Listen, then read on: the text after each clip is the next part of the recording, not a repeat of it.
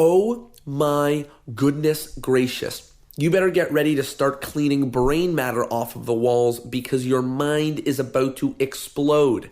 In this episode, we sit down with Garrett Thomas to talk about what magic really is, what we're doing to our audience and for our audience by doing magic, and how to better understand magic's place in this world as what it is and as an art form. Really, I cannot describe what this episode was and is, but I know that you're going to be listening to it 1, 2, 3, 5, 10 times because it is going to change and challenge everything that you think that you know about magic.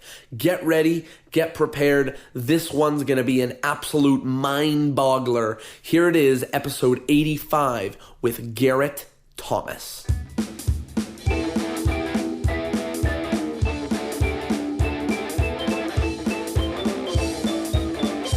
Hello, everybody, and welcome to Discourse in Magic. My name is Jonah. My name is Tyler. And we are here with somebody who I am very excited to have on.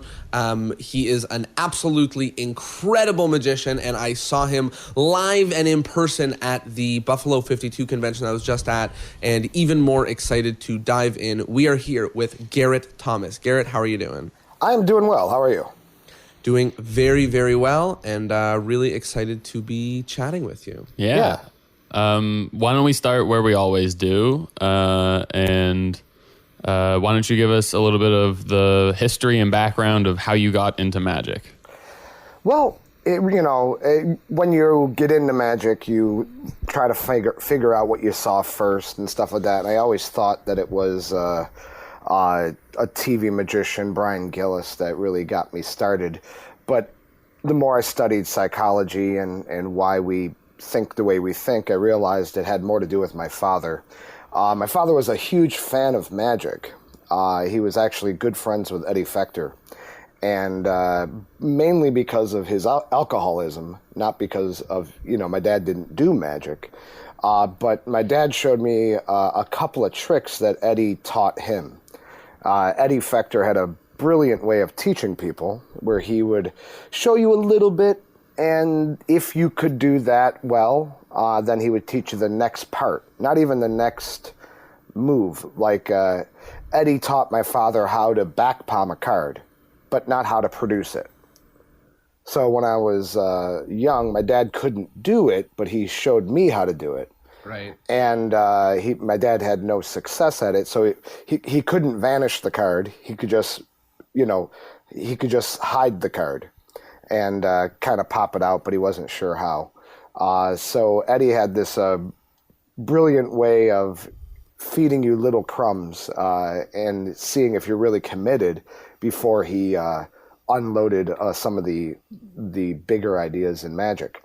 So my dad learned those things, and he never could do them, but I could, or at least I, worked hard enough to do them. So, he didn't come to the football games or the baseball games, but 3 o'clock in the morning, wake up, show my friends some magic. It got his attention. So that instilled obsession at an early age. If I'm honest about it, that's kind of where it all stems from. The first thing that I learned, a full trick, would be the diamond penny, like a miniature scotch and soda. And my dad, not knowing how to perform well, after he was done with the trick and showed it to me because he bought it from Eddie, and he would take the penny back and put it in a special drawer. And that clued me in. That was the first thing I went, wait a minute.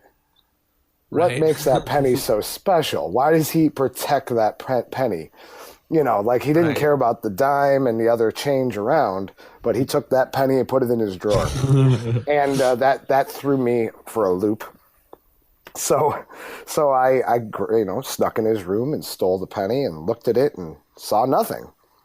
So I threw it in my penny jar. And, the couple days later, Garrett, where's my penny? And I'm like, what are you talking about? It's just a penny. And he's like, no, where is it? I threw it in the jar. So there we were, smashing pennies on the kitchen table, trying to find this magic penny. And sadly, he found it first and then just took it away. And I was left going, what the hell is going on? Right. And he didn't show it to me right away, what we were even looking for. It was like, you got to listen to the penny. You'll hear it. All right. That's so funny. I'll tell you just a really funny story that it resonates with me, although it was not a magic trick. But I remember I was very young with my brother, and we were fighting over a poster, almost like in a movie. And we were each pulling on the poster, and then it separated and it ripped in half. And I don't remember how old I was, but I was absolutely bawling. And my mom took me upstairs with the poster, and she said to me, "I have invisible tape." And my jaw dropped, and all I could think of was invisible tape, that there was some sort of tape which you couldn't see, which was going to poster it together. Anyways, it was just clear tape at the end of the day, and she was just talking up what clear tape was. But, that thought of, as a young child, knowing that there's this magical thing, whether it's like smashing pennies on the ground or like walking to a room, knowing that there's some invisible tape, it's almost moments like that propel us into magic just as much as it is the actual tricks and the actual, learning of a first trick. Yeah, at first, I definitely used magic as a mask to empower myself as a child to be more than what I thought I was. And that also probably rings true for a lot of guys. And then hopefully you grow out of that. But it definitely was for me a way to connect with my father on something. And it worked, but it definitely instilled obsession, and my whole family were all artists of some sort. And so we all have this, my father wasn't addicted to alcohol, even though he was an alcoholic. He has an addictive personality. And all of us in our family does. And it's sad in our society that, two brothers, one will join a gang and one will join a sports team, and we punish one and reward the other. They're both acting out, and they both need help.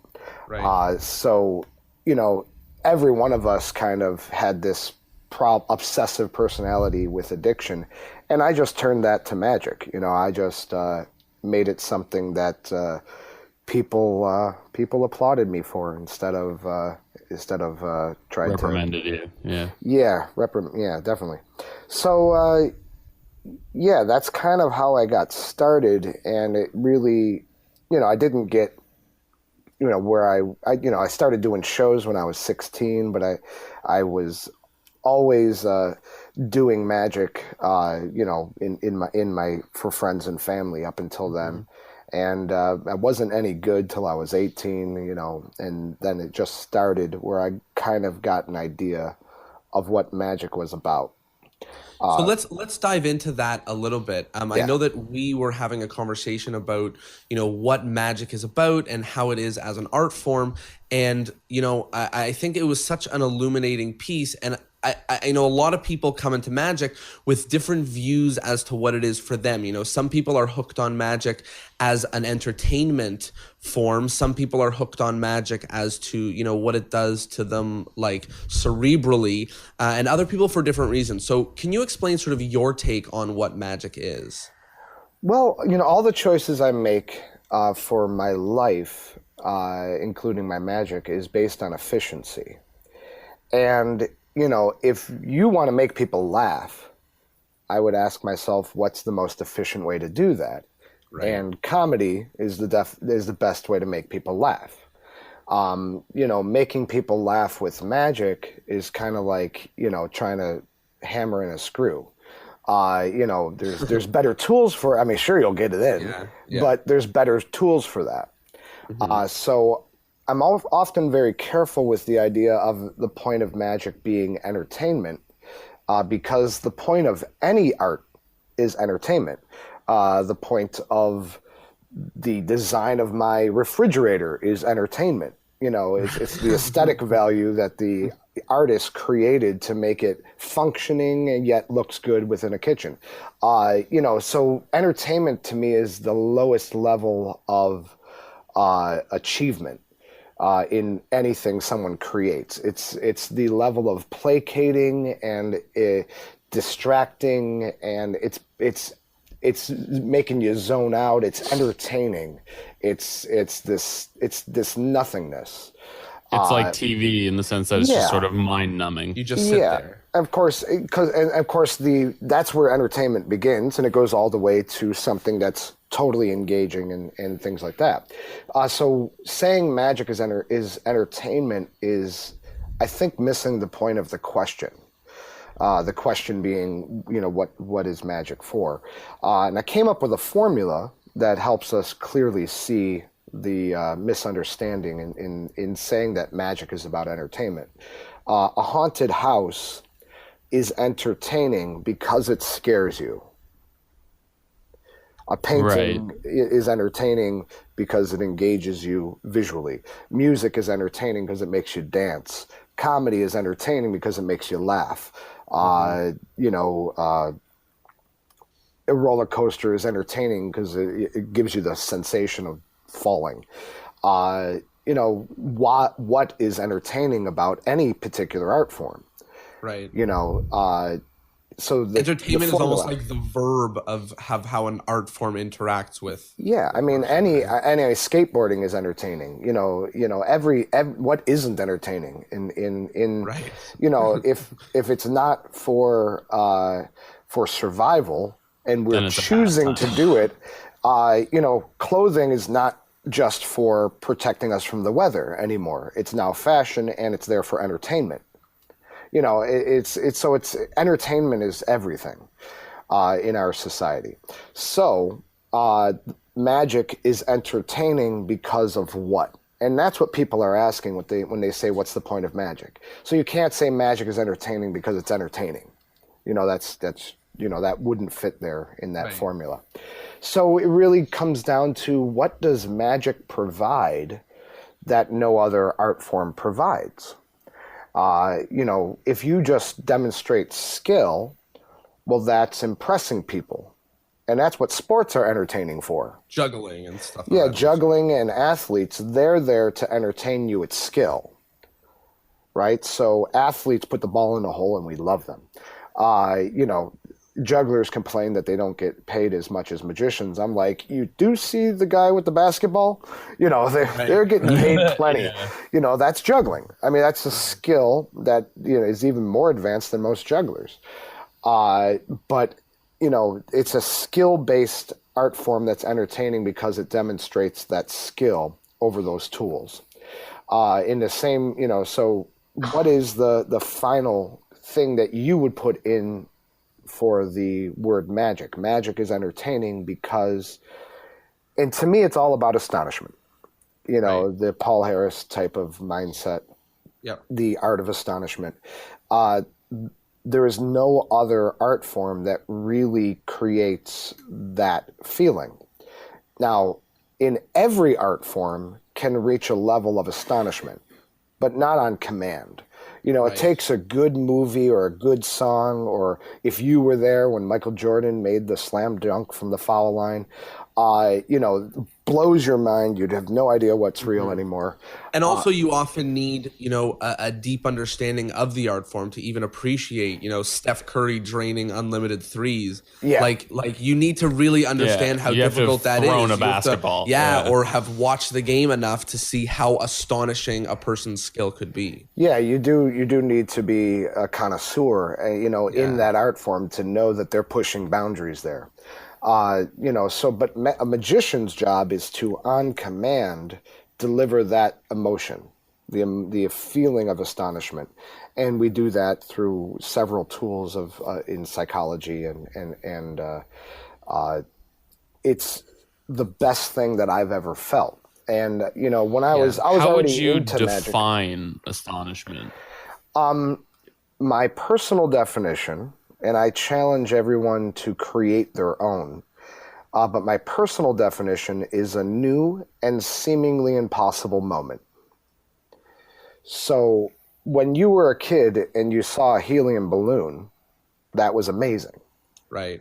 Because up until that moment, it was a new and seemingly impossible moment.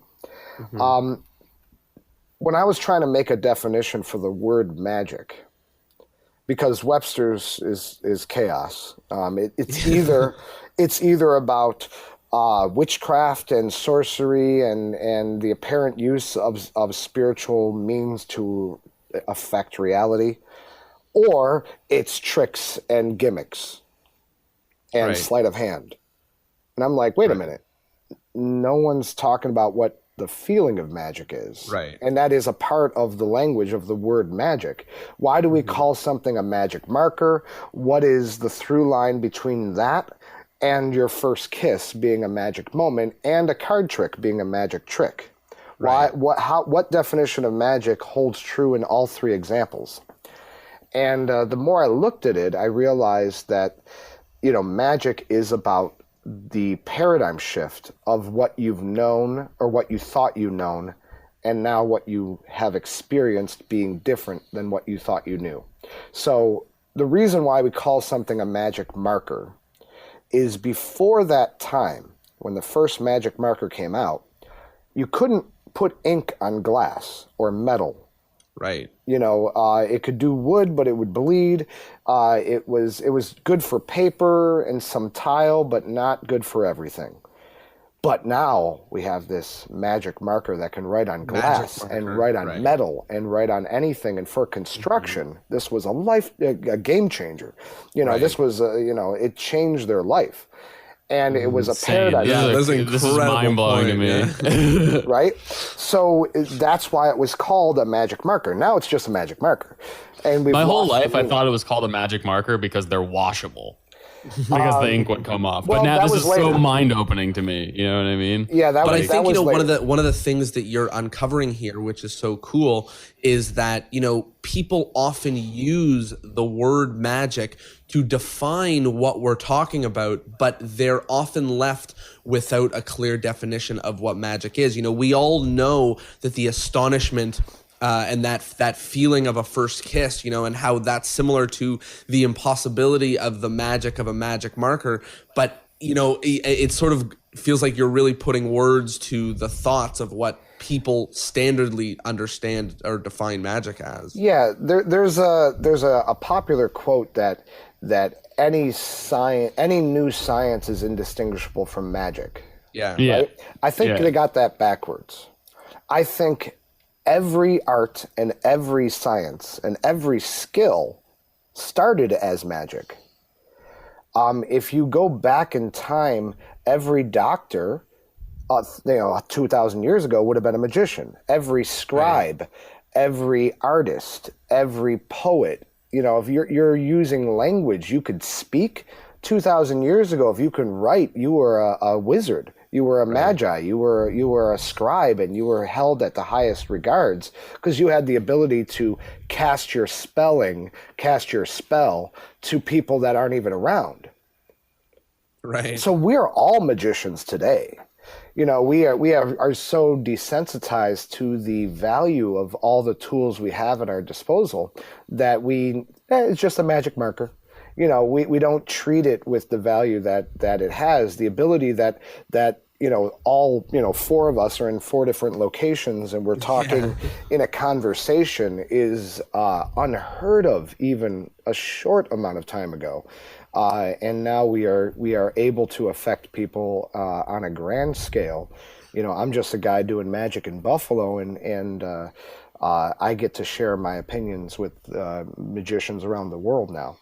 If that's not magic, I don't know what is. I mean, just the fact that my brain is sending chemical reactions causing this animal to create noises that you can decipher and put into your brain.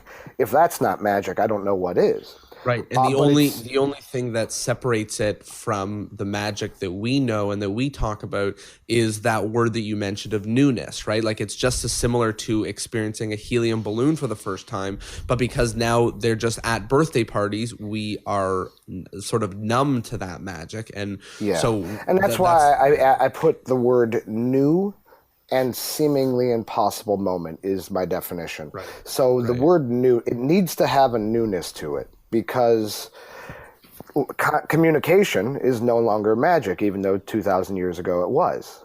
Magicians are always just the guys that are ahead of the game. That we are taking the tools that are out there and seeing what we can push even further. If I picture the branch of art and science, I see the magician as the guy, as part of the trunk that just got thinner and thinner and thinner near the top.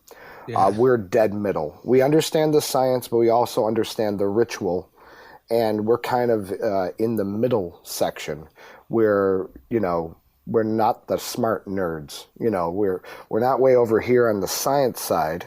But we're not way over here in the fantasy and perception and belief side. Yeah, the spirituality side, and but we understand both. Right. So that's, by the way, awesome and groundbreaking, really, for people at home, because I think that it's a good working definition. While I would agree with you to challenge people to see, what if in that they agree or disagree with and find their own definition, because, there are some people that really think of magic as a form of entertainment. Let's dive into talking about some of what it is as magic as an art, because I know that you shared some interesting beliefs about the combination of art forms and how that presents itself in the world of magic. Well,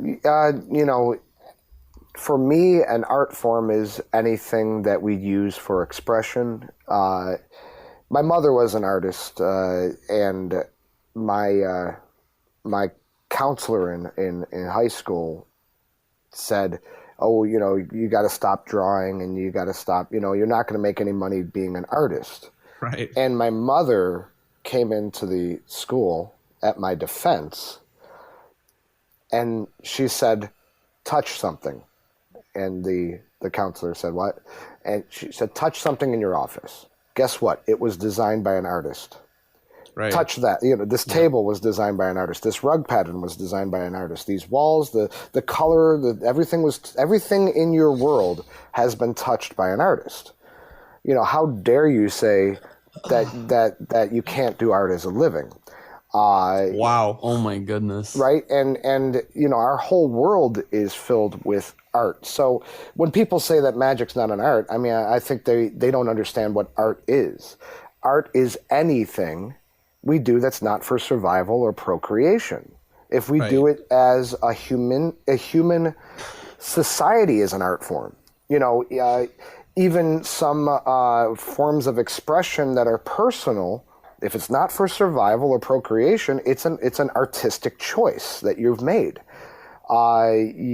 You are expressing yourself. I don't want my actual body to define me, so I wear clothes that takes the ideas I have in my brain and better expresses them. That's an art form. So, to me, it's not even, to say magic's not an art form is really silly. However, I do understand the dilemma. I believe the dilemma is whether or not it's a fine art and whether or not it's an art that we should promote. And that's where the conversation gets a little weird, because is it, if we go to Plato and Aristotle type of discussion, is it better for our society to promote magic as an art form? And I don't know, because magicians are tightly tied in with con men, gamblers, pickpockets, pseudoscientists, political speechwriters, mentalists, psychics, cult leaders, people using deception to take from society. And as long as we are next to them, as long as we work with them and we support them, we cannot, in good conscience, promote magic as an art form, because it's only the magician that uses it as an art. Salvador Dali never wanted anyone to believe that there was a melting clock in the middle of the desert. Right. He just wanted people to experience it. So when you use magic as a abstract performance art, it's a beautiful gift. But when you use magic to convince somebody that you have power and that you can read minds, that is no longer an art form, that's a con, and that is a misuse of the tool of magic. You can use paint to camouflage a tank, or you can use it to make a masterpiece. How you use the tool matters, and the art of magic, or the tool of magic, can be used to take or give. And I believe the Magi, the wise men, the magician, throughout history has been the one that has always protected society. And as soon as you use it against your audience, your observer, you are no longer a magician. You become a con man or a pickpocket, or somebody who's taking instead of giving. So I think that's really a much deeper look at this concept of magic as an art form. I think it's about whether or not we should promote it as an art form. For sure. I wouldn't want a world where there's more pickpockets. Yeah, exactly. 100%. Yeah. So let's talk about that. So we've sort of now got a better understanding of what magic is and how it can be perceived as an art form. Let's talk about sort of the ideal way that magic, or your ideal way that magic should be received. Some people are doing it in hopes that they will be believed, which is kind of in the terms of this conversation. I can fathom if they do a trick and it's believed, then the second time it's less cool because it's just like the helium balloon. Exactly. So, I mean, it seems, I know for me, I want my magic to not be believed, but let's get into the specifics. So how do you want your magic to be received in terms of their understanding of its reality and the perception of you being the cause and things of that nature? Yeah, our job is to twist reality. And you have to be in reality to twist it. Astonishment is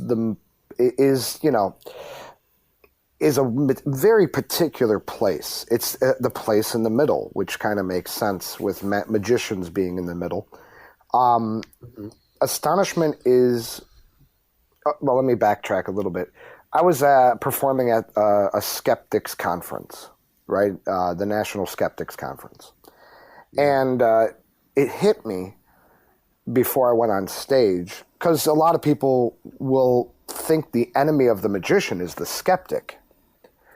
And it hit me when I was entering stage, and instead of going right into my program, I said to the room, you know what? I just realized something. You can't enjoy magic unless you're skeptical. Right. If you believe, well, there's no magic. There's no astonishment because you think it's real. Right. What makes astonishment an educated intellectual art form is you have to be smart enough to know, and that's why I don't think it's great for children under the age of 7. You have to be smart enough to know what reality is before I'm twisting it. You have to go, that's not real, yet I'm experiencing it. That's happening, but it's not happening. And astonishment is that space in between fantasy and reality, where you're like, I'm smart enough to know that's not happening, but it's happening. Right. And that conundrum is the feeling of astonishment, where this moment can't be placed in any box you have pre-established in your brain. You have nowhere to put this new information, and you search and search and search, and that stirring and that haunting of the moment is astonishment. There are boxes in people's brains that say it's up his sleeve. He's really reading minds. He must be a demon. Right. It must be, that people have fake boxes that are not good boxes, not healthy boxes, but they're in people's minds. And as soon as they go, I know how he's doing it, it's up his sleeve for a color change. Even if they have a answer, right or wrong, astonishment is diffused or destroyed altogether. Right. So the goal of a magician is to give them nowhere to go. Not the wrong answer, but no answer, and keep them questioning and wondering, what was that? What was that? What the heck was that?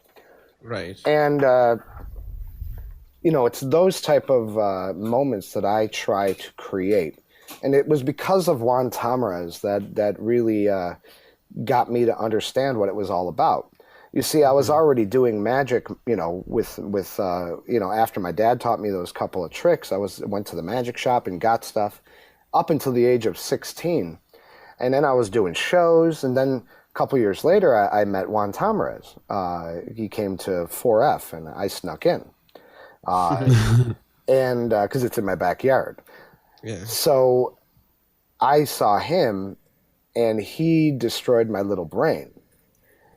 And I'm like, this is what it's about. Right. You see, the big problem in American culture is that we don't allow people to be fans of magic. Daddy, I really like magic. Well, here's a magic kit.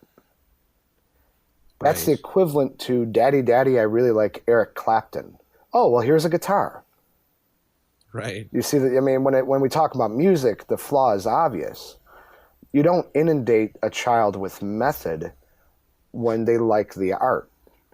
So when I look around a magic convention and I see other professionals shaking their heads going, these people are never going to do this stuff. They're just buying it and it's going to go in their trunk, and they don't even, they're not even trying, and I look at them and go, you don't get it.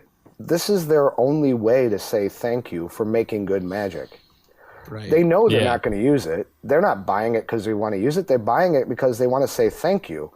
And you shaking your head at them, they're not dumb. They know what they're going to do with it, but they appreciate what you did, and they want to say thank you.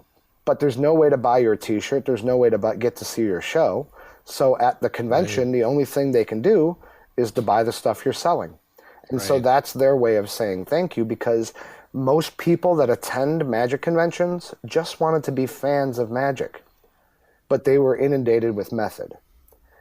And that's why we see the imbalance in the SAM and IBM and things like that, because these guys don't want to do it. They just love magic. And then we kind of make fun of them, but they're not. They know what they're doing. They know what they're doing. It's just the way our society is structured with the art of magic. So what should Dad do? Well, Dad should take the kid to see magicians. Instead of buying a magic kit, we should. Why do we not have videos of performances of magic? One reason is that it just doesn't translate well enough. But at least you'd be able to give the child something, before they get to see a real magician live. It's a sad thing that I didn't even know what astonishment was, and I was already doing shows. Right. How can you give a gift you don't have? So I was doing shows at 16, but it wasn't until Juan Tamariz kicked my butt that I finally understood what I was even going for. You ask a plumber what plumbing is, and they can answer. You ask a skateboarder what skateboarding is, they can answer. But you ask a magician what magic is, and you get, oh, it's entertainment and it's this. They're like, I know how to do tricks. Yeah. It's you lose a lot. Something's lost in translation. And it's because of this structure of magicians wanted to sell something instead of create more magicians. So instead, when Dad said, what do I do? My son likes magic. He said, buy my magic stuff. Right. Instead of come see my show, or go see his show, see all of our shows. So it is. I try to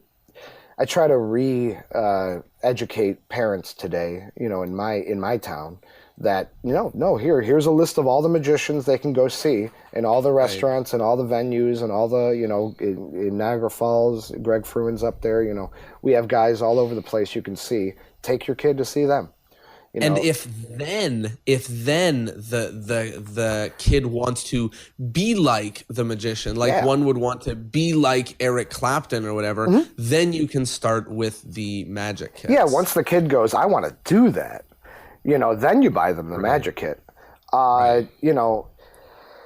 It's okay for me to like Broadway. I don't have to sing and dance. Yeah. You know, And you're also sort of taking away all the sense of astonishment by doing that for a child. You're ruining the love for magic because you're just giving them the solution.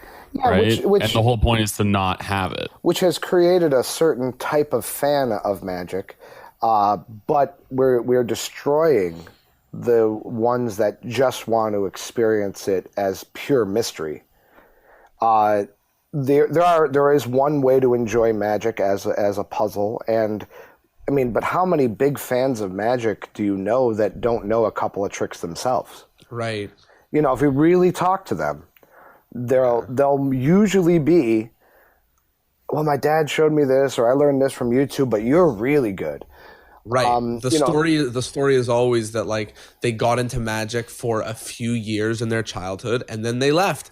And it seems because exactly what you're saying now that it's so clear, which is that they were really interested in magic and then they were taught the methods and then that wasn't what they signed up for, you know, like. Yeah, they didn't want to sing and dance. They just wanted to enjoy Broadway. You know, and that is a major problem is we don't allow people to be fans of magic. And then we wonder why magic doesn't have a theater. Right. You know, and that we've never established a magic ritual theater. You know, if you were going to a rock concert, you know exactly what that ritual is going to be like. But yeah, if you're going to see an orchestra, you know exactly what that ritual is going to be like. If you're going to go to Broadway, you know exactly. So how do you think we achieve that? Well, I worked with a guy who was a concert promoter for the Beatles in the Northeast, and he said to me, in his way, Garrett, you know, listen, you guys got to make up your minds. We sell stuff. We want to sell you. You guys can't make up your minds. You guys, are how many people? How many seat theaters? We'll build the theaters for you guys. We want to sell you. We make money selling stuff. Show us, tell us the theater. Are they seated? Are they standing? Is there food? Are there drinking? What's the ritual? What age range? What's your target market? What is the venue for magic? We'll build the theaters. We don't care. But you guys can't make up your minds. Right. And that is, I believe, when I really thought about what he said, I'm like, okay, why did we evolve to not have a theater? And my assessment is that the moment you have a fourth wall, magic becomes theatrical. Right. And it becomes tricks. And it becomes no longer reality. And if our job is to twist reality, the only theater that we can ever perform in is now.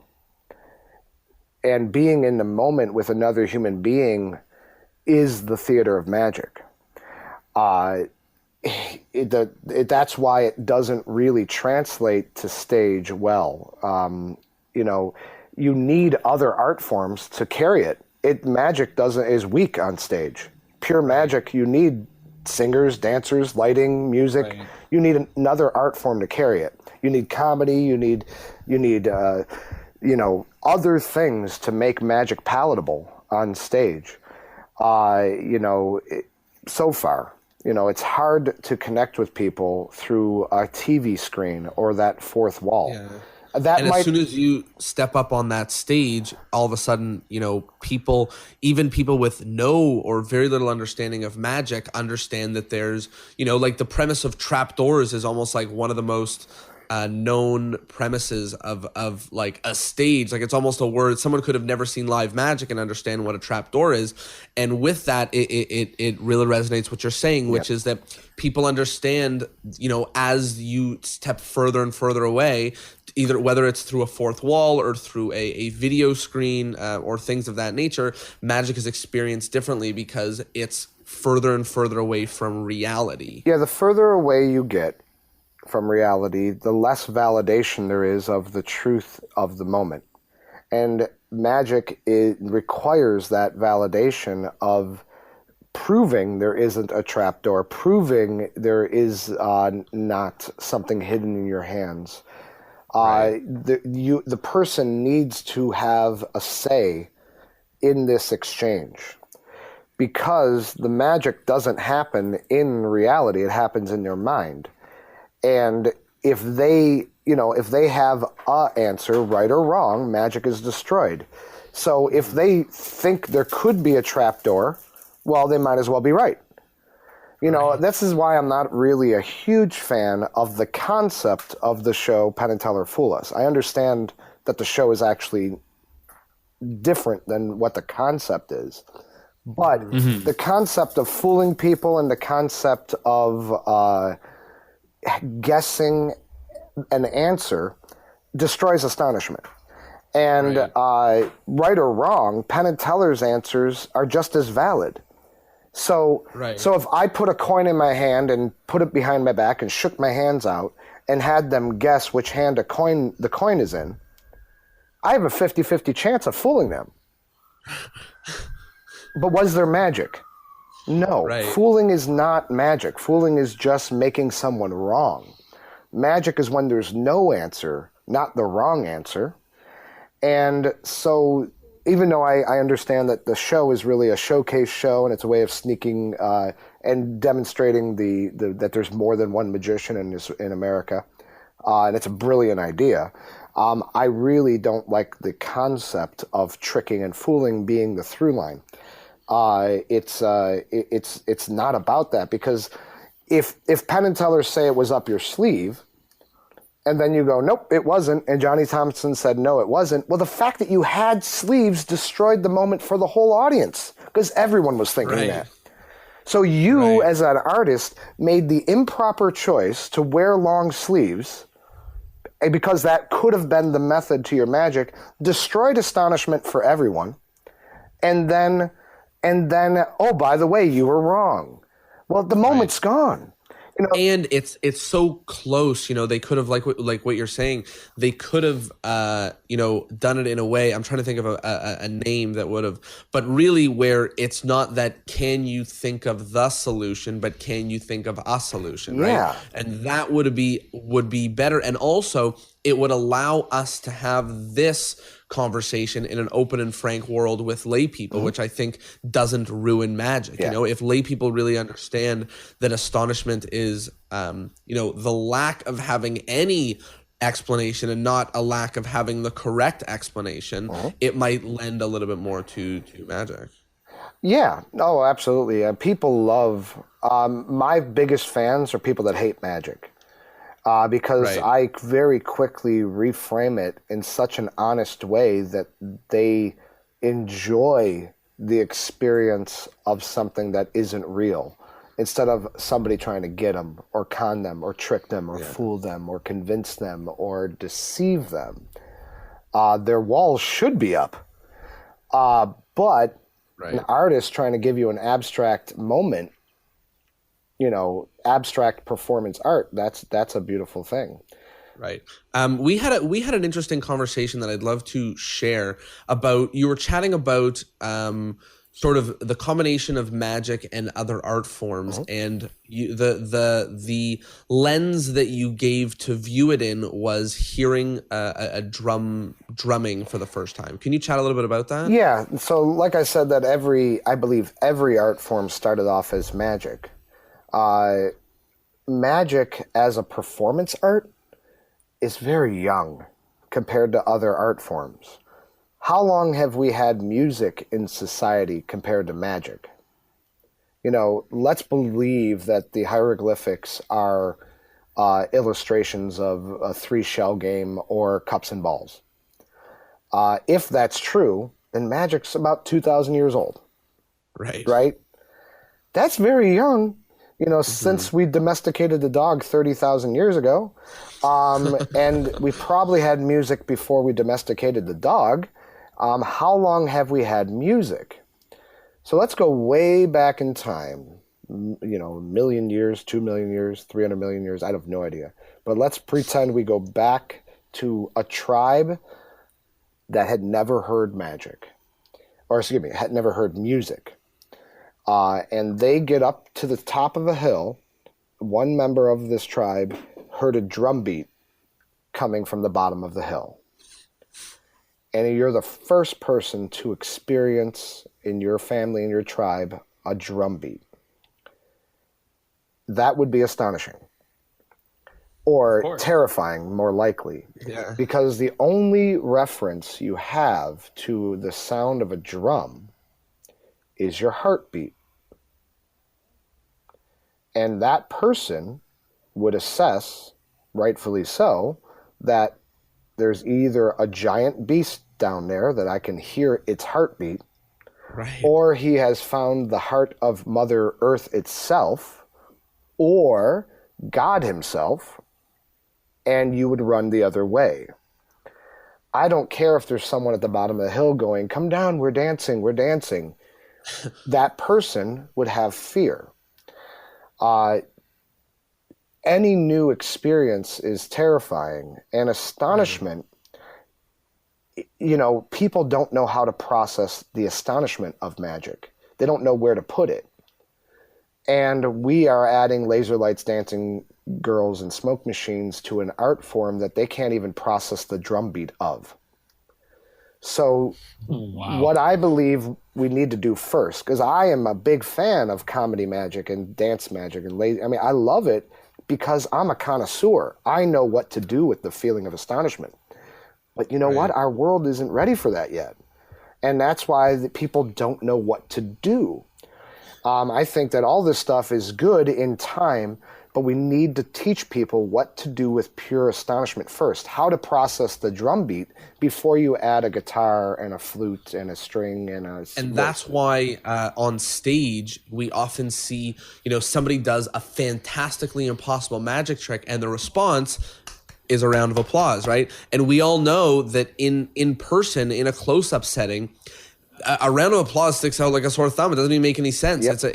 It's a manufactured response. We know anybody who's done a successful trick to somebody in a close-up setting knows what those responses are. They freak right out, whether they don't know what to say or they can't stop talking, or it's a jaw drop moment, or they smile or laugh or whatever the case may be. They freak out. Yep. And I'm not saying that that's impossible to do from a stage, but definitely I understand what you're saying, where if you're adding comedy and lights and girls and dancing, whatever, and stuff of that nature, it definitely becomes something that we are not practiced in responding. Yeah, it's the problem is that magic has been retrofitted to false stages that it never belonged on to begin with. But if you are making a living doing stage magic, you will already have evolved, or you'll know that you must give an applause cue. Right. Because in other musicals and comedy, you don't have to give an applause cue. They applaud naturally because it's funny and it just happens.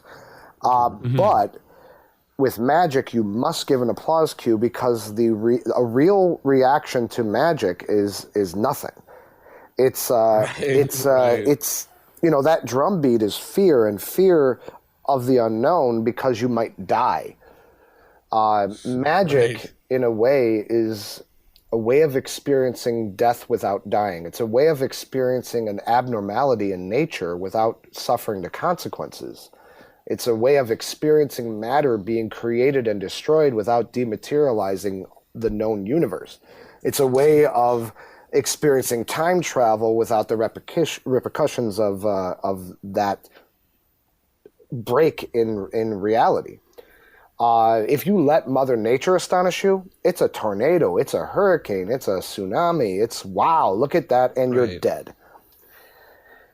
Americans, especially, but the world has been being pushed into experiencing more and more death. Because we're advanced emotional creatures. As long as it's safe, we want to experience it. As long as it doesn't hurt myself or anyone or any animal or any living organism, we want to experience it. So we drink, and that's experiencing death without dying. That's poisoning ourselves a little bit, controlled, safely. We go see horror movies, and we watch a clown chase children because we can go home and know that's not real, and we're safe.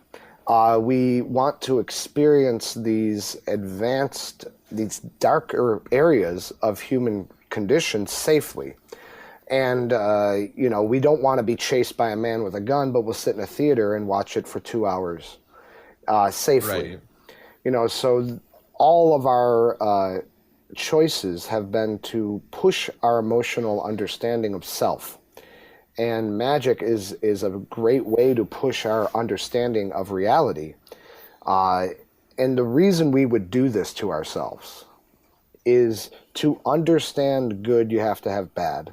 You have to have a label of bad. It's a whole gray scale, but I personally believe. But in reality, there's 50 shades of gray, but to understand black, you have to have white. And so everything is understood by its opposite. So if Picasso said that art is the lie that makes you realize the truth, magic becomes the exaggeration of reality for us to be in the moment. Yeah, that's mind-boggling, and I think hopefully people at home are listening to this and having their world shattered a little bit, because I think that it takes hearing a strong new definition of magic and an understanding of what it is to really shock what it is that we're doing. For you, that was being whooped by wand hammeries, and for a lot of people, it's this conversation. Hopefully, it's this conversation. Yeah. Well, why would I do this to you? Why would I do this to myself? Why would I have this deep romantic view of magic? Well, as a magician, I want to give this gift, and I want to show. I want to see what does magic help them in reality? Well, it teaches them that what you see is not what you get, that you can't always trust your senses. We need science. We need something else to justify truth. And in our world, I believe why we are lashing on to multiple magicians, where before our monotheistic culture only allowed us one magician at a time. Right. Now our culture is evolving back to Greek gods, where we're no longer asking what would Zeus do. We're asking what would Superman do? What would Hulk do? What would Iron Man do? What would Spider-Man do? Our Marvel comics have become our moral guidelines to what we are struggling with. If you're struggling with anger, read the Hulk. Hulk is going to show you how he overcame anger and how he's controlling his anger, because anger is a good thing in the right times. It's a tool. You wouldn't want to eliminate it, but you need to control it. If you want to study greed, study Iron Man. If you want to, see what the best thing to do, look at Superman. We get like these moral guideposts through, these individual superheroes, and it's kind of like going back to Greek gods. So it makes sense that now all of a sudden it's not one magician, because we passed the torch from Blackstone Sr. to Blackstone Jr. to Mark Wilson to Doug Henning to David Copperfield to Lance Burton to back to David Copperfield to Siegfried and Roy, and then back to David Copperfield. He kept on stealing that torch, didn't he? And then back to David Blaine. And then all of a sudden, the torch got shared, and it was a little bit of David Blaine and a little bit of Chris Angel, and then, then all of a sudden, the spark ignited, and now there's magicians everywhere, and that's because I believe society is beginning to unconsciously see the value in experiencing magic, and the reason for that, I believe, is as our society is facing a lot of fake truth. We have virtual reality, holograms, augmented reality. We are entering an age where in 5-10 years you're going to have a T-Rex chasing your car down wearing a Verizon T-shirt, trying to sell you, and that's a hologram, and you're going to see it as real. And you're going to have to be, as an individual, wise enough to know that's not real, but that's cool, and I got to keep my eyes on the road. Hopefully that will be illegal. But fingers crossed. Whether it's illegal or not, it's possible. It's just about it's possible today. It's just a matter of cost. And so we are entering a reality where we need individuals to be smart enough to differentiate fact from fiction. And magic is the like I said, my romantic view is magic is the lie that, so what did I say? Picasso said that art is a lie that helps you realize the truth. Well, magic is the exaggeration of reality, or the abstraction of reality for us to know the moment. And so the practice of watching a magician is going to help people differentiate whether or not this is a virtual reality or actual reality. Because as technology grows, that might be harder and harder to differentiate. And I think society unconsciously is latching on to magicians as a practice tool to have the wisdom as they enter into this digital age, because it's a new frontier, it's a new world, and we're going to have to be a certain type of person to even be able to cross that threshold. And we're already seeing a disconnect in generations because of these thresholds that have already been crossed. Right. And what do you see happening? Like, that's a very good, I think, prediction of what society is going to be experiencing and what they need right now. But what do you see as the future of magic existing in that world when the science is so, advanced? Well, magic will always step forward and move forward of the science. As soon as people understood that things can collapse, we started proving that it was solid. As soon as people got a grasp of trapdoors, we started putting metal sheets on the floor. We'll always be able to readjust the validation. And so magic doesn't have to worry about that. But I personally think that we should be going ultra real. Instead of combining magic with technology, because it's to me, technology takes us away from the moment. And again, my definition of magic requires reality, requires twisting the new and seemingly impossible experience. The experience has to be in the now, and it has to be in the real world. In the virtual world, magic's going to be the one. Well, have you guys read Ready Player One yet? No, I have it's going to talk about this type of in a virtual world. What is a god? Wow. Okay. And this won't spoil anything, but just in case you feel it would, might be a little spoiler in this. In the book, there's an issue with who is in control of this virtual world and who has unlimited power. And of course, the programmer himself gave himself this omnipotence and all-knowing and all-experiencing, and he is a god of that virtual world, because he can delete your account, or he can reestablish your account, or he could resurrect you, or he can, in that augmented reality, there is a god, and he's called programmer. So that won't spoil anything in this story, but it is something that is an interesting thing to consider.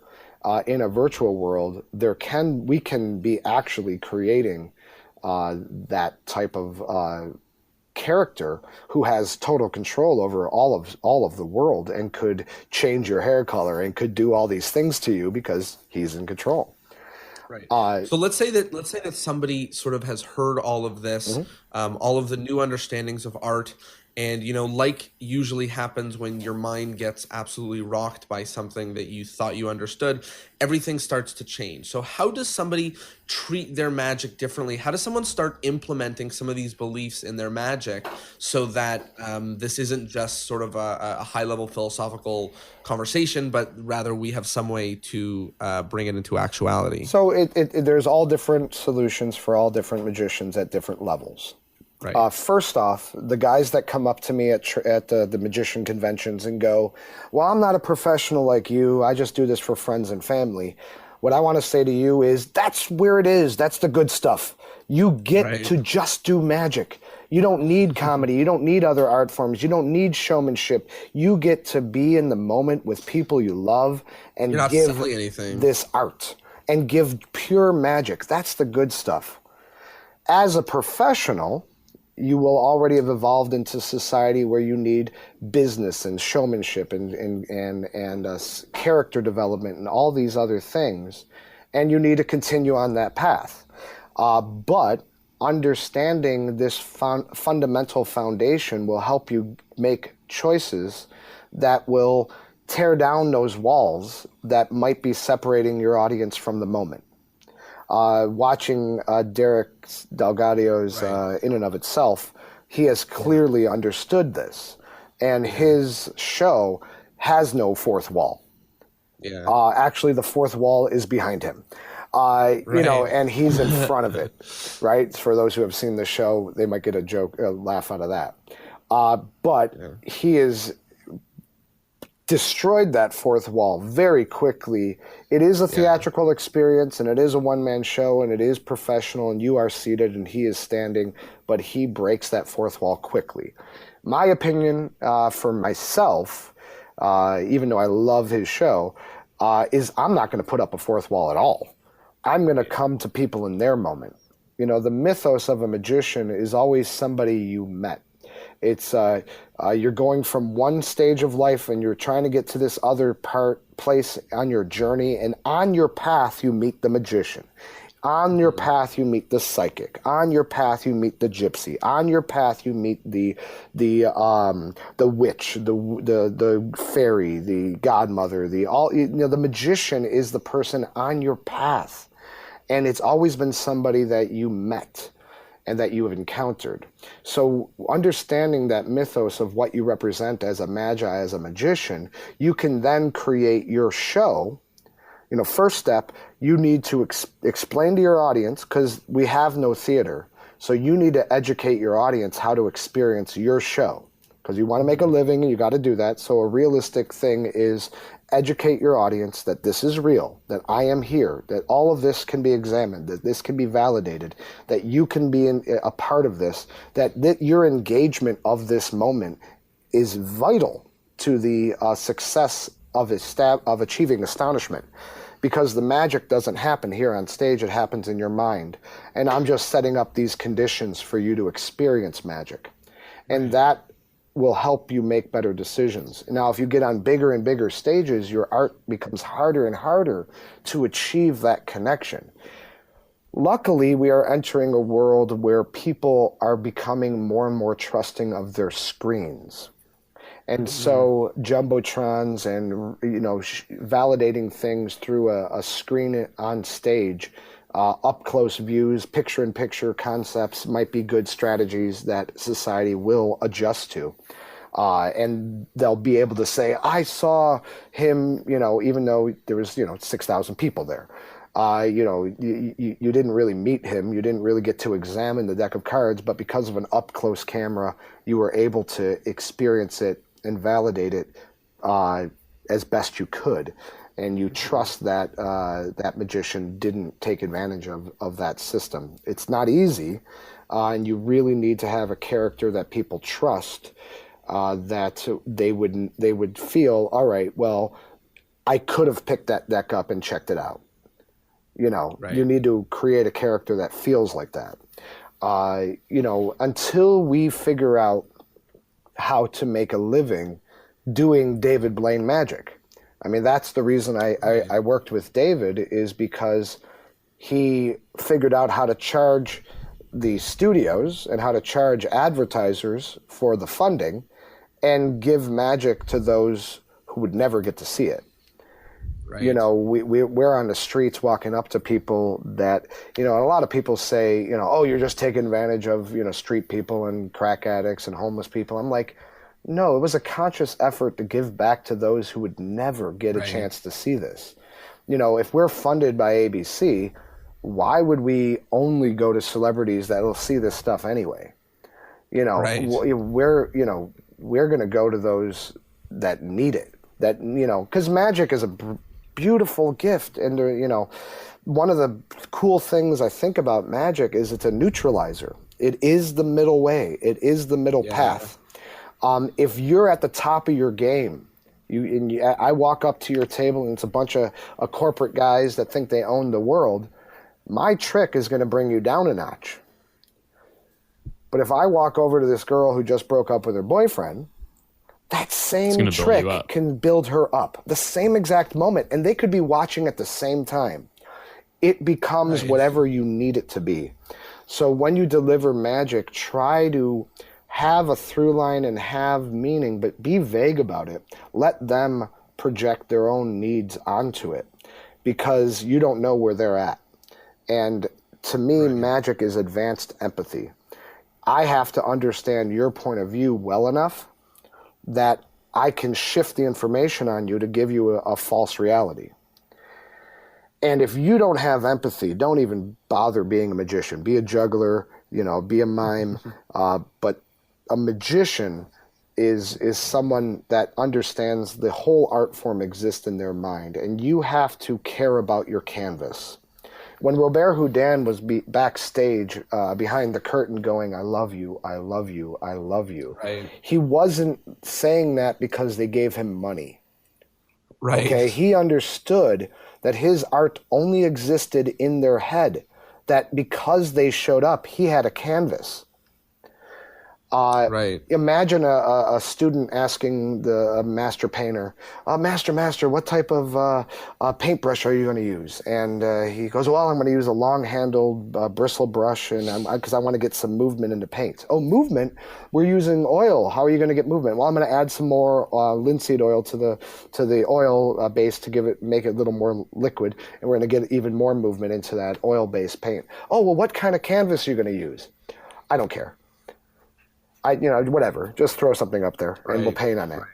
The guy cares about his paintbrush, he cares about his paint, he cares about his tools, but are you painting on newspaper? Are you painting on canvas? Is it gessoed? Is it set up? Is it primed? Are they ready for this? Do you need to do anything first? If you don't know what your audience is bringing, you don't know what canvas you're painting on. And so the larger your audience is, the less likely you're going to impact everybody. And that's because there's so many different canvases out there. And you're using oil, and half of it's only some of them are tile, some of them are metal, some of them are wood, and that oil is not going to grab on tile. You got all this different material that comes to you. And without your ability to assess the canvas you have in front of you, that's why I choose restaurant magic and bar magic personally. Even though it's a harder way to make a living, I have to work, I'm doing 7 venues a week personally. That's because I respect the art of magic, and I want to meet the person, see what their canvas is made of, and grab the right tools. And I have a huge toolbox of all different types of magic that I can give that person. And depending on what they bring to me, will dictate what paintbrush I grab and what medium I grab. Wow. And I think that should be illuminating to people who, even though we often have the same scripts and things of that nature, really the understanding of the people that you're performing for plays such a large role in magic. Yeah, and I have a lot of strategies for those who, what I'm saying is resonating with, don't have scripts, have topics. When you organize your effects, don't say, here's all my card tricks, here's all my coin tricks, here's all my rope tricks. Have that list, but then take all the effects on that list and make a new list. And the list should be, here's all the things to perform when somebody brings up gambling. Cards, coins, ropes, chain game, 3-card monte, shell game, all the things you do that are about gambling. Here's what I do when people brings up puzzles. Here's what I do when people bring up psychics. Here's what I do when people bring up David Copperfield. Here's for me in my area, here's what I do when people that bring up Eddie Fechter. Here's what I do when people bring up David Blaine. When they find out you're a magician, what's your first trick? Here's what I do when people ask me what my first trick is. And depending on the discussion and the conversation, I have a whole list of effects that pop in my mind based on what they trigger. So when people come to see me at the venues, magicians will come and visit and hang out and just watch me work. They'll say, oh, what's your set tonight? You know, what 3 tricks are you going to do? What 5 tricks are you going to? I have no idea. You know, I have 20 tricks in my pockets, and then I got another, 400 in my bag. And because of my choices about efficiency, they pack small, and I get the biggest bang for them, so I can carry a lot of stuff. Because I don't know what I'm going to do. I know I'm going to do my signature. I'm going to introduce myself. I know I'm going to do the Rubik's Cube, because everybody on the planet has played with the Rubik's Cube and given up. So I know that's going to establish my character. And I don't mean character like Sylvester the Jester. I mean character as in having character, who I am. People look at David Blaine and go, yeah, David Blaine, David Copperfield, Chris Angel, Lance Burton. I'm like, you do realize you threw a guy in there who did it with a deck of cards. Right. Right? You got David Blaine has reached the level of no celebrity that Chris Angel, Lance Burton have reached, and almost the level of, Copperfield, one day, maybe. But has reached this high level, this impressive level, and he didn't set foot on stage. Right. Okay? He didn't have lighting. He didn't have dancing girls. He had no showmanship. He did it all with just raw magic and having character, not being a character. Because David Copperfield is playing a character. Chris Angel is playing a character. Lance Burton was playing a character. Matt King is playing a character. Penn and Teller are playing characters. Everyone is playing characters. And I think the future of magic is going to be owning the idea of being a magician. And David Blaine is the first popular guy to do this. But there have been guys throughout history, Eddie Fector, Mellini, guys that were magicians. They were not doing an act. That was part of their character. It was synonymous with them. Yeah, when I was a kid, I didn't say I want to grow up and pretend to be a magician. I said I want to grow up and be a magician. So I had to reframe the definition of magic in this romantic light, in this idealistic light, so that I can own it. So I can say, I am one who provides these experiences. No, I can't do anything supernatural, but I am the magician who can set up the conditions for you to experience magic. I am the artist of this moment. An artist takes a flat canvas and with skill can cave it in and create the deception, the illusion, the trick, the falseness of depth on canvas, can create the illusion of space caved in on a flat surface. And it's a trick, and it's a lie, and it's a deception, and it's false, and it's fooling you, but it's an art. A magician does the same thing. We cave in, not a flat surface, but we cave in a moment. We are taking this three-dimensional moment, and when you cave in a two-dimensional plane, it goes to three-dimensional. Well, what happens when you cave in a three-dimensional time and space moment? It becomes fourth-dimensional, where matter can be created and destroyed. And, of course, it's not real, just like M.C. Escher's piece isn't real and can't even be real. Two-dimensional space.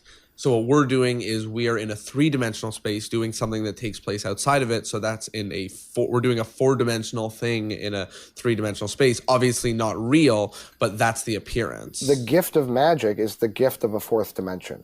That it's the answer to the question, what do you give a guy who has everything? You give him a moment he can't purchase. Experience. The experience of a fourth dimension, that he has enough money, he can experience all the world and all the great things of the world. And guess what? He still won't experience this without a magician. Because we are the artists that can cave in through perception. We can cave in the three-dimensional moment and make it fourth dimensional, where time does not hold true. Matter cannot be created, or matter can be created and destroyed. That all the laws that we are bound by no longer are true in that space. And just like M.C. Escher can do things on a two-dimensional plane that can't even exist in a three-dimensional world, I believe we're performing things that won't even be able to hold true in a fourth dimension. Matter being created and destroyed, vanishing an object and appearing an object, probably can't even happen in a parallel dimension, or else that dimension would cease to exist. So we are giving people the experience of things they can't get anywhere else, maybe in the next plane, in a plane of existence. Hopefully,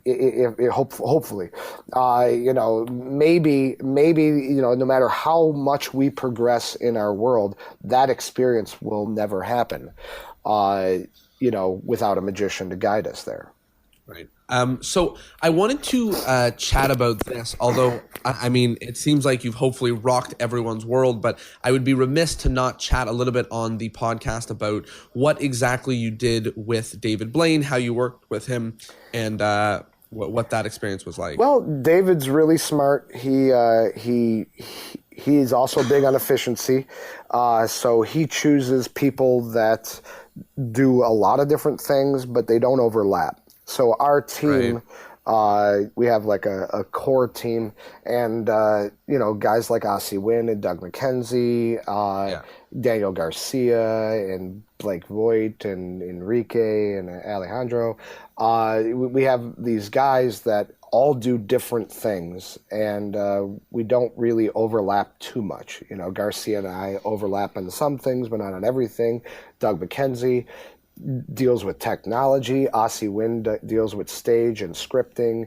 I deal with sleight of hand, and if there's a problem with some action that we need to fix, I'm really good at the human element, figuring out a human method to achieve an illusion. And it stems from my dyslexia. It stems from I never read a magic book.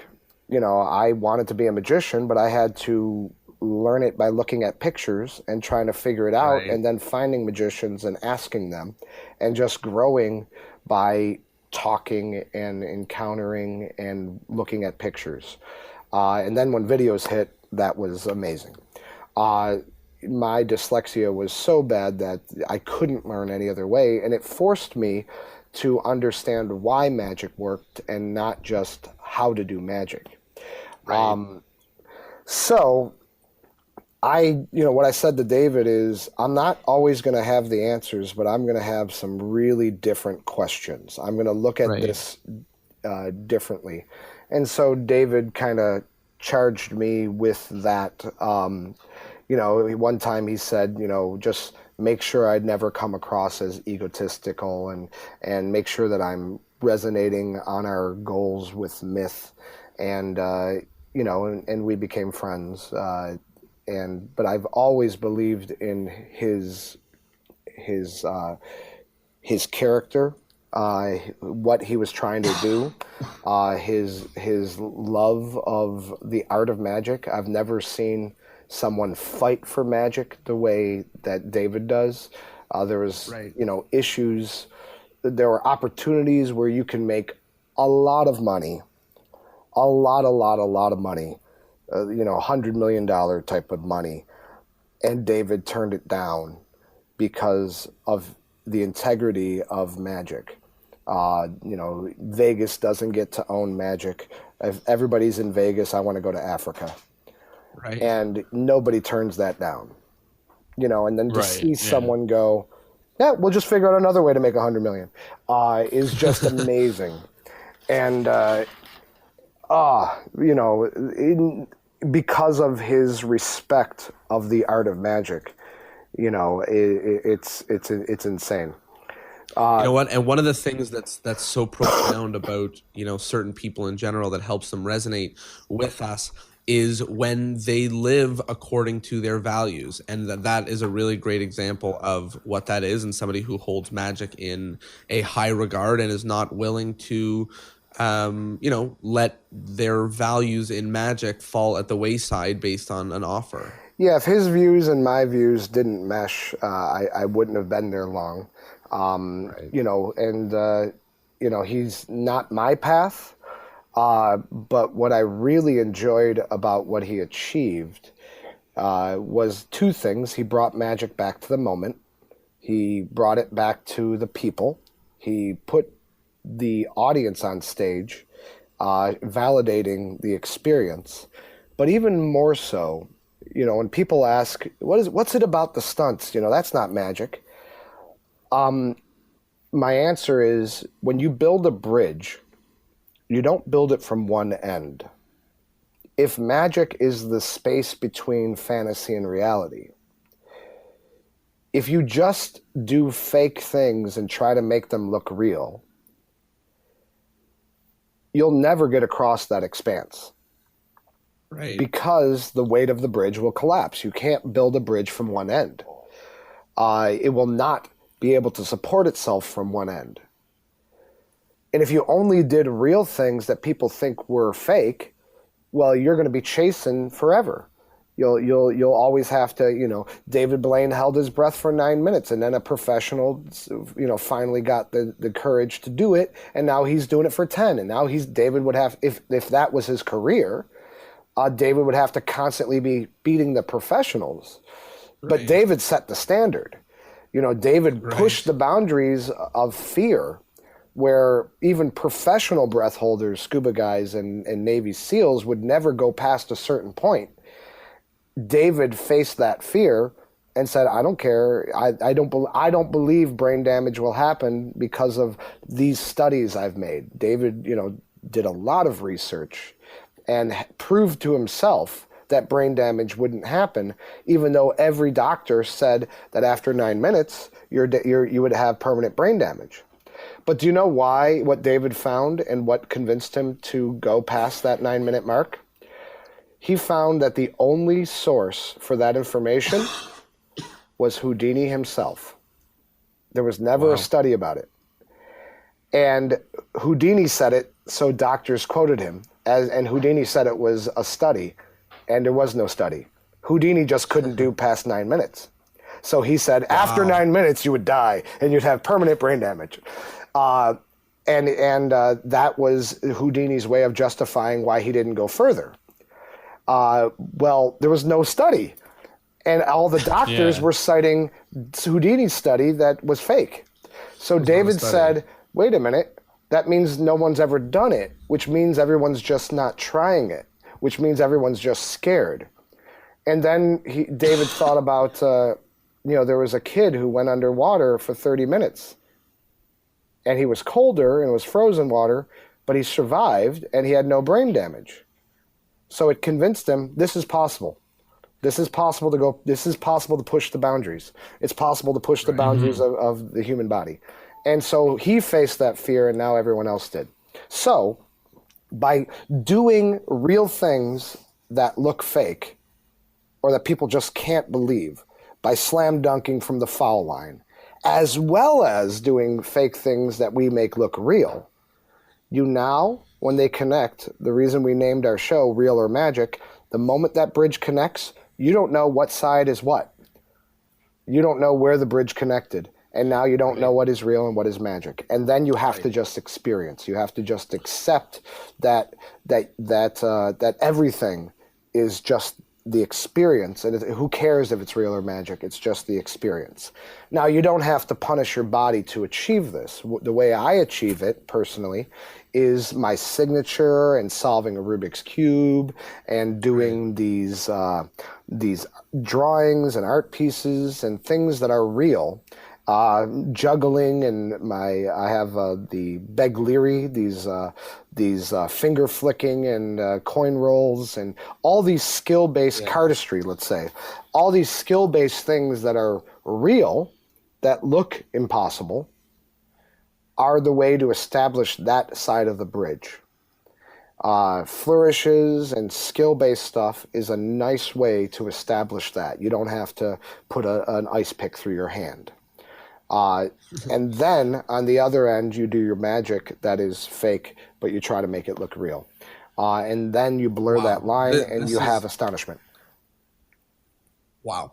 Really, this is some incredible information and gives us some really awesome insight into sort of your beliefs as well as David's beliefs. And I think that a lot of people at home are going to appreciate this. And tangible advice. Yeah, which exactly. is, super important and we implementable. We are getting to the end of the episode, and one of the things that we do, this could go on indefinitely, but one of the things that we do on the podcast is we have a whole bunch of final rapid fire questions. You can answer them at whatever speed you like. Doesn't need to be rapid fire, but they're just things that we use to wrap up. So one of them is each of us sort of mention, it's been over an hour of chatting and a lot of people are doing things, whether they're washing dishes or walking their dog or something. And I want to really be able to isolate one piece that was important to each of us to take home. So for me, I think one of the most important things to think about is the combination of art forms and really trying our best to get our audiences to understand what magic is before we start adding, the dancing girls and the lights and the comedy and things of that nature. And even more so, us ourselves understanding what this magic is that we're trying to share before we start adding comedy, because then what it ends up doing is it's like magical things happening in a comedy show or magical things happening in a music show or things of that nature. So to me, that was something that resonated the most. Tyler, what about you? I don't know if this is the most important part, and it wasn't actually talked about in depth. We sort of glossed over it, but it resonates with me the most. And that was when you mentioned your dyslexia giving you an advantage in terms of magical thinking.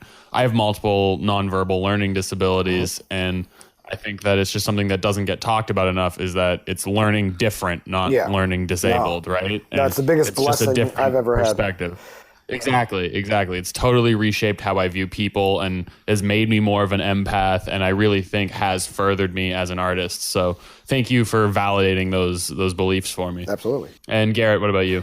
Well, to kind of piggyback off of what Jonah said, the rule I have is don't talk while moving and don't move while talking. And that's a very vague rule. But if you are going to combine art forms, do not, if you were a director and you had the women poison the drink the moment somebody walked on stage, half the audience would miss the drink being poisoned. People do not have the ability to multitask, no matter how many cell phone drivers there are. We do not have that ability. We can quickly switch tasks, but we don't have that ability to multitask.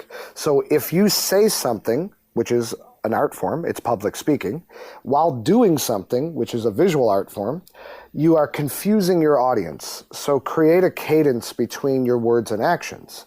Now, if you add comedy, you need to have another third cadence. You need to have your words in one space, your actions in another space, and the joke in another space. Do not tell the joke when there's a moment of magic. Do not tell the joke when they need to remember that you didn't put your hands in your pocket.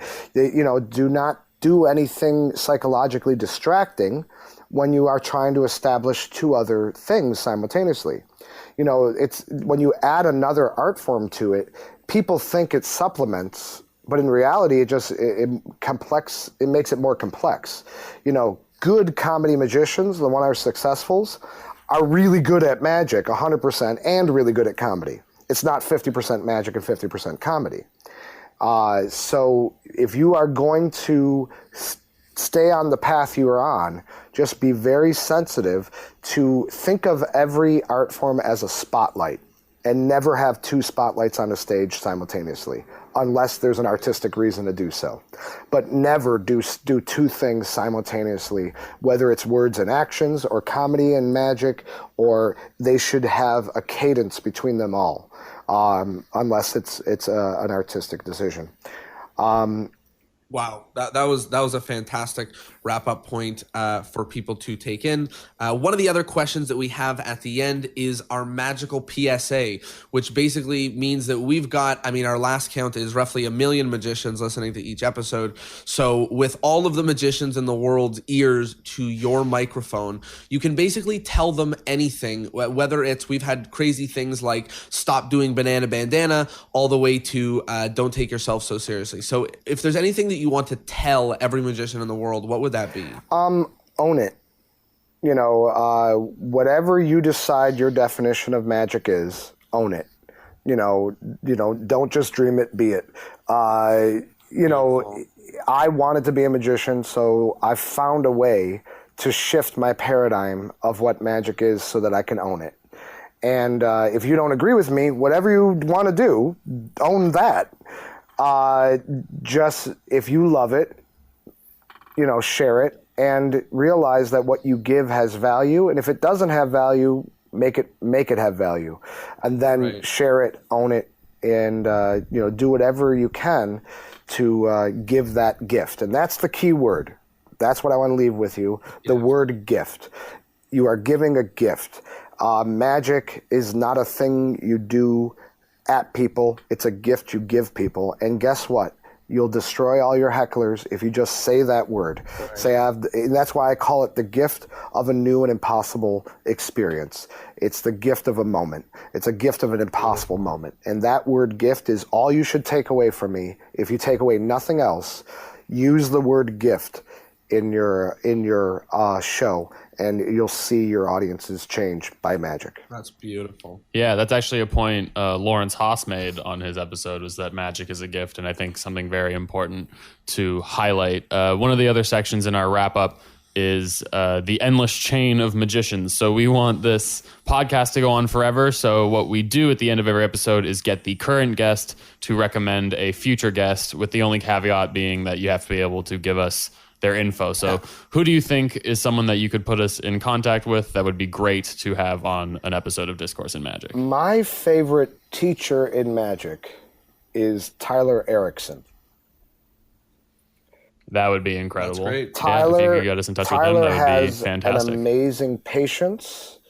But as soon as I saw how he addressed a magician's problem at 4F, I finally saw what a teacher was. And I really reassessed myself as a magician motivational speaker. For some reason, or by design, people get excited about doing magic after they hear me. So I motivate you to further your path, whatever it is. But when it comes to teaching, Tyler has this wisdom. We were at 4F and a bunch of guys were looking at this problem and, you're putting too much pressure here, and maybe if you turn your hand over here and you got to line up the cards better over here. And we all had right advice. We're all pros. Tyler came over and I said, look at this, Tyler. And he said, do it again, do it again, do it again. And he's like, all right, it is too much pressure, but only on your pinky. And if you fix that, everything else will fall in line.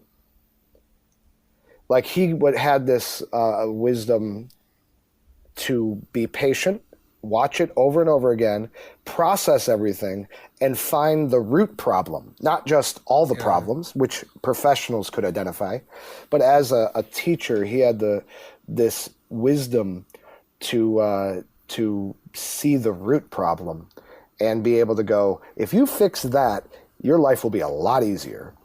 And it was amazing he's one of the few people I turn to assess anything I'm working on, because of his ability to see that way. So to me, he's probably the best teacher of magic of this generation. That's a beautiful answer, and we would love to chat with him. This seems absolutely incredible.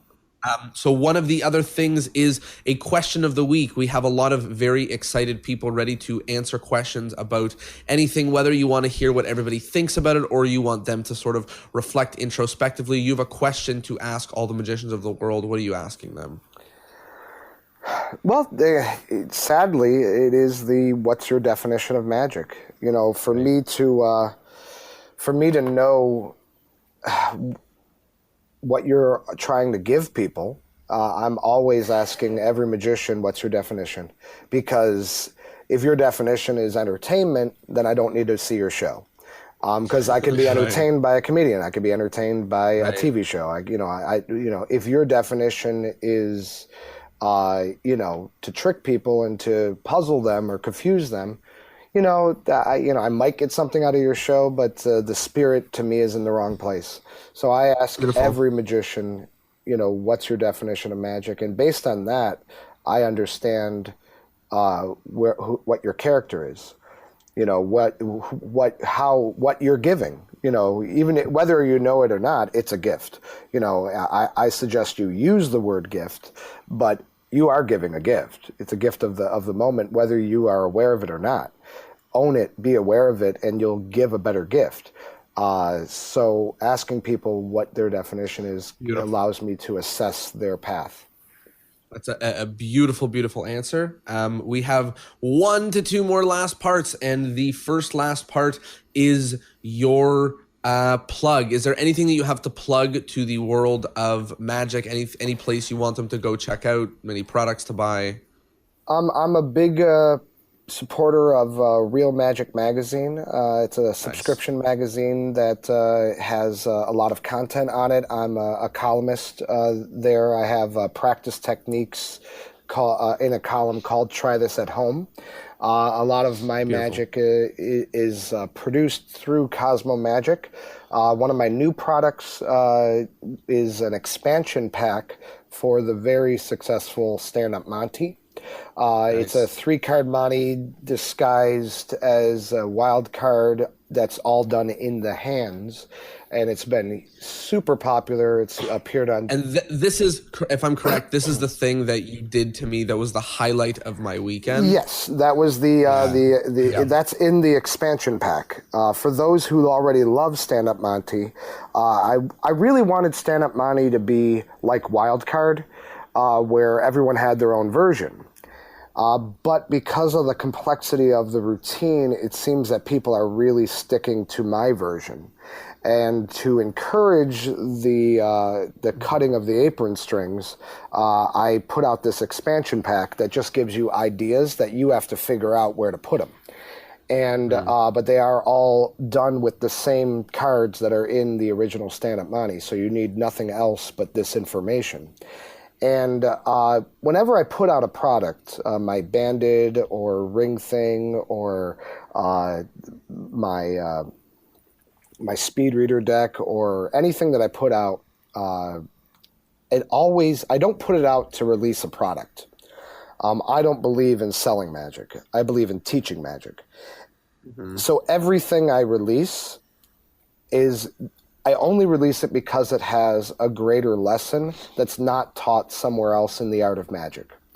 So Stand-Up Monty was a way to take Wildcard and get it off the table and show how to take a plot like 3-card Monty and get it off the table and into the spectator's hands, and using that method to shift and make it interesting, where it's no longer about cards changing, it's about cards transposing, and then all of a sudden you sneak in a wild card that it becomes a surprise element. So that's why Stand-Up Monty had great success. And every one of my products or things that I put out, I only put it out if it teaches something bigger. So if you like how I think and if you want to learn something about magic, because even if you don't end up doing Stand-Up Monty, you've learned something that you can apply to the tricks you already do. So I don't, it's not just about the trick, it's about what are you learning in that process. Imagination Coins teaches you about audience magic, verbally and non-verbally, or audience management, verbally and non-verbally. So yeah, that's awesome. And I would highly recommend people go check it out, because I know that at least that trick fooled the bananas off of me. And I had, I was 20 minutes into arriving at a convention, sitting at a table with you, Glenn West, Chris Mayhew, Tony Chang, Ben Train, and you just did this trick to me, and I'm standing there, and I had this moment where I was about to look down at my hand, and I said, if the thing that you said is true, because I don't even want to ruin what it is, but if the thing that you said is true, I'm about to go absolutely ballistic. And I looked down at my hand, and I went absolutely ballistic. So I highly, highly recommend people right check there, that is the key to astonishment. For sure. The key is this: get your audience to say the word no. If they deny the moment that's about to happen, if you get them to say no, astonishment is locked. It's going to happen. If they go, no, no, no, no, no, no, no, no. Even just acting it out, just at home, everyone listening, just act it out as just deny something that you know is true in front of you, and then reveal it to yourself. You'll feel the hairs on your arms stand up.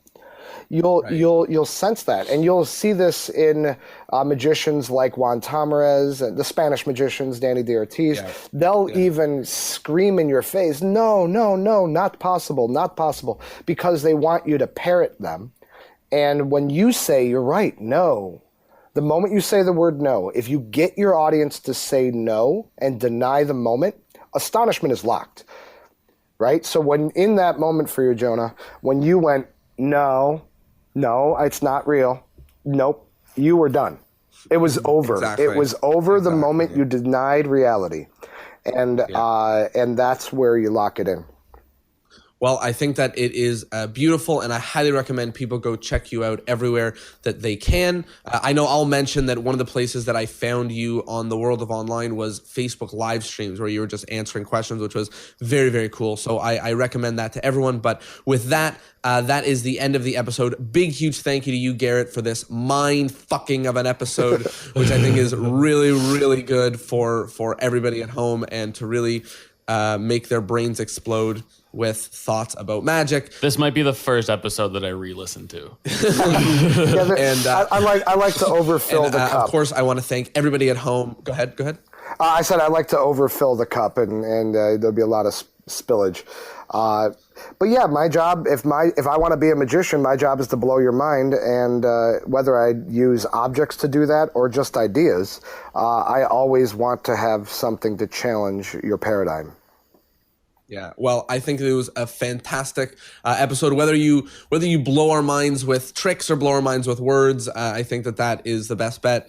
And of course, a big, huge thank you to everybody at home who listened to this episode. I know that it was longer than usual, but I think that it's also worth it, even more enjoyable. So I think that you guys will enjoy it. And of course, a big round of applause to you guys at home for listening to, over an hour's worth of magic, and you did not do any tricks. So props to you guys once again. Keep your pinkies out of the deck, and keep learning, keep studying. And one more time, big, huge thank you to you, Garrett, for this fantastic episode. My pleasure. Thank you.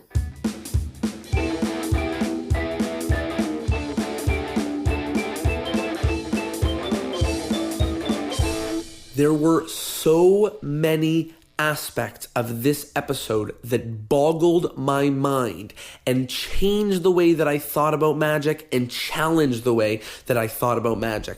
I hope that you feel the same, and I ask that if you do, whether you agree or disagree or just want to share your opinions, that you should come join us on Instagram and Facebook and leave some comments and tell us what you think.